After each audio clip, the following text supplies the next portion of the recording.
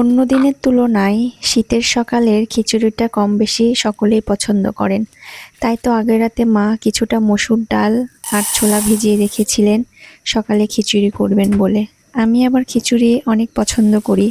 এইদিকে মা একটা পাত্রে চাল নিয়ে নিলেন, খানিকটা পানি দিয়ে পরিষ্কার করে নিলেন। এখন মা প্রেসার কুকারে বসিয়ে দিবেন সেই হাতে মাখা খিচুড়ি। আমার মা আগে থেকে প্রেসার কুকারে খিচুড়ি রান্না করেন। আমাদের প্রেসার কুকারে খিচুড়ি খাওয়াটাই অনেক ভালো লাগে। তারপর মা আস্তে আস্তে খিচুড়িতে যেসব মশলাগুলো দেওয়া লাগে সব মশলা একে একে দিয়ে নিলেন। মা বলতেন সাধারণত বুটের খিচুড়িতে তেল একটু বেশি দিতে হয়। তারপরে হাতে মেখে আস্তে আস্তে মা প্রেসার কুকারে বসিয়ে দিলেন খিচুড়ি। আমরাও অপেক্ষায় আছি কখন খিচুড়ি খাবো। আর প্রেসার কুকারে এই নরম নরম খিচুড়ি, ধোয়া ওঠা খিচুড়ি আমাদের ভীষণ পছন্দ।